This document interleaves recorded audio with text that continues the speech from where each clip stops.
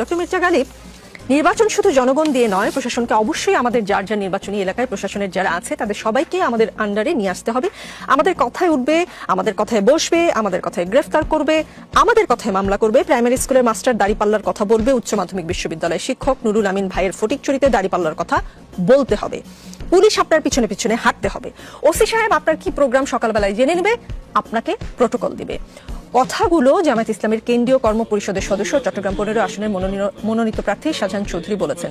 ঠিক কোন প্রক্রিয়া আসলে জামায়াত প্রশাসনকে নিজের মতো করে উঠতে বসতে বাধ্য করবে? শাহজাহান চৌধুরী সাহেব খুব সম্ভবত গতকালকে এই বক্তব্যটি দিচ্ছেন। তো প্রাইমারিলি আমি যে কমেন্টটা করবো সেটা হলো যে ওনার এই বক্তব্য অগ্রহণযোগ্য। জুলাই গণ অভ্যুত্থানের পরে আমরা সমাজ এবং রাজনীতির যে পরিবর্তন আশা করতেছি, যে জায়গা থেকে আমরা এই রিফর্ম প্রপোজালকে দেখতেছি, সংস্কারের আলাপ আলোচনা করতেছি, লেভেল প্লেইং ফিল্ডের কথা বলতেছি, এই নাগরিক আকাঙ্ক্ষার সাথে এই জাতীয় বক্তব্য একেবারেই যায় না, এবং আমি মনে করি যে উনি এই বক্তব্য প্রত্যাহার করবেন এবং দুঃখ প্রকাশ করবেন। কিন্তু জামাতের পক্ষ থেকে বলা হচ্ছে যে বক্তব্যটি এত যে আলোচনা সমালোচনা হচ্ছে বক্তব্যটি নিয়ে, এটি একান্তই তার ব্যক্তিগত বিষয়। কিন্তু ওই মিটিংটা ছিল, দেখেন ওইখানে কাজ যেটা হচ্ছিল সেটা হচ্ছে চট্টগ্রামের নির্বাচনী দায়িত্বশীলদের একটা সমাবেশ।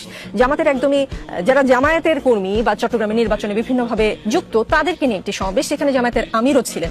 ওই রকম একটা সমাবেশে তিনি এতক্ষণ বক্তব্য দিলেন। সেই বক্তব্যকে এখন এসে যদি জামাত বলে তার ব্যক্তিগত মতামত, আমার না মির্জা গালিব একটা উদাহরণের কথা মনে পড়লো, যে ওই যে মনে আছে ছাগলকাণ্ডের মতিউর, কিন্তু শুরুতে ওই ছেলে তারই না বলে বলেছিল যে ছেলেটিই তার না, ওরকম মনে হচ্ছে। আকবর হোসেন, জামাত ইসলামের এই যে নেতার কথা আমি বললাম, কেন্দ্রীয় কর্ম পরিষদের সদস্য শাহজাহান চৌধুরী আরো বলেছেন, আমি আমার দক্ষিণ জেলায় অনেককে সহযোগিতা করেছি, তখন ক্যান্ডিডেট হিসেবে আমার নামও ঘোষণা করা হয়নি। উপদেষ্টাদের সঙ্গে সম্পর্ক ছিল, লোহাগাড়ায় 100 কোটি, সাতকানিয়ায় 100 কোটি এবং বাস্তবায়ন করার জন্য লোহাগাড়ায় 10 কোটি, সাতকানিয়ায় 10 কোটি। উপদেষ্টাদের সাথে সম্পর্ক থাকলে বরাদ্দ আনা যায়? মানে উনি তো বলে দিয়েছেন একদম অর্থের পরিমাণ সহ। সারা দেশে উন্নয়ন বরাদ্দ তাহলে গত 1-1.5 বছরে এভাবেই হয়েছে।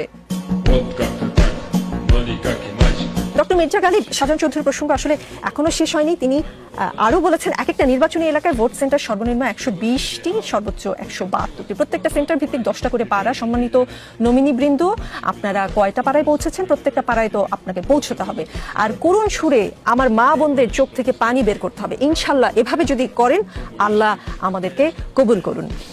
তিনি বলেছেন আমাদেরকে বলতে, মানে তার ভাষায় আমাদেরকে বলতে, আল্লামা হযরত দেলোয়ার হোসেন সাঈদীর কথা সমস্ত এলাকায়, এটা কোনো সাংগঠনিকভাবে প্রটোকলের ব্যাপার না। সাঈদী সাহেবের প্রতি তৌহিদি জনতার যে আবেগ, এই আবেগটা আগামী নির্বাচনে আপনাদেরকে কাজে লাগাতে হবে।